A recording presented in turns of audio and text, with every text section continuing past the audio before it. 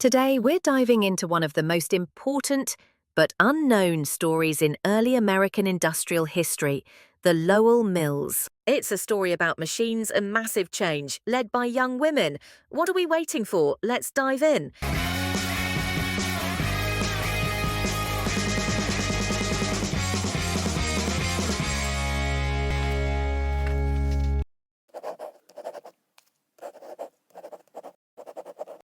So let's rewind to the early 1800s and take a walk through time. Most of America's population resided in the countryside. This meant most of the population engaged in agriculture. Then, in 1813, in Waltham, Massachusetts, a group of investors led by Francis Cabot Lowell built the first American factory that combined all stages of textile production, spinning, weaving, and dyeing, under one roof. For the first time, cloth could be produced on a large scale, quickly and efficiently. Fast forward just a few years to the 1820s. The same group of investors launched a whole new city, Lowell, Massachusetts. It was a purpose-built industrial city, powered by the Merrimack River. But they needed workers. Instead of hiring men or children like in English factories, they came up with a new idea. Hire young, unmarried women from New England farms, and that's how the Lowell Mill Girls were born. These young women, mostly in their late teens or early 20s, left behind rural life for city life. They lived in clean, company-run boarding houses, followed strict rules, went to church, and sent money home. The mills promised good wages and personal growth. It was considered one of the best industrial job options for women at the time. But as the mills expanded in the 1830s, things began to change. Work hours stretched to 13 or even 14 hours a day. The environment inside the mills was hot, loud, and full of floating cotton dust that could make you cough for days.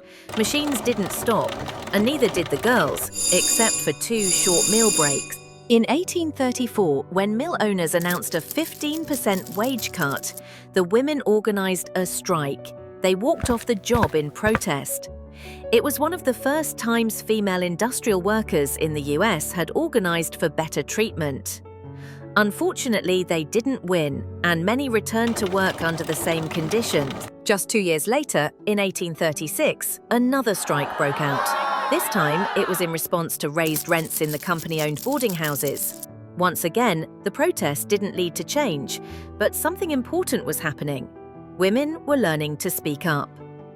By the 1840s, one woman would become the voice of this movement, Sarah Bagley. A former mill girl herself, Sarah was smart, determined, and brave. In 1844, she and others formed the Lowell Female Labor Reform Association. Their goal? To fight for a 10-hour workday. They didn't stop at organizing meetings. They wrote newspaper articles, gathered petitions, and even testified before the Massachusetts state legislature.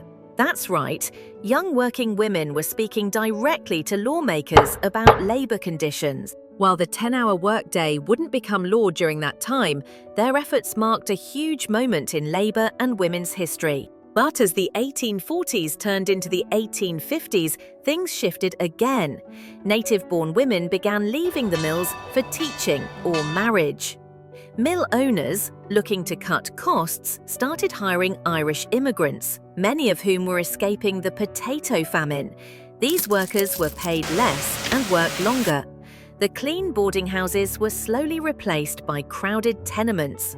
The idealistic promises of the Lowell system faded. Still, the legacy of the Lowell Mill Girls lasted. They proved that women could organize, speak out, and fight for better conditions. They helped launch the American labor movement and laid the groundwork for future reforms in both labor and women's rights. So next time you hear about workers demanding fair hours, safe conditions, or equal pay, remember the young women of Lowell. They didn't just spin cloth, they spun the first threads of change. Thanks for watching. Stories that impact women have shaped history, yet have been largely ignored. We're here to tell them loud and clear. Subscribe for more untold stories, surprising facts, and historical game changers you won't find in your history books. See you in the next chapter.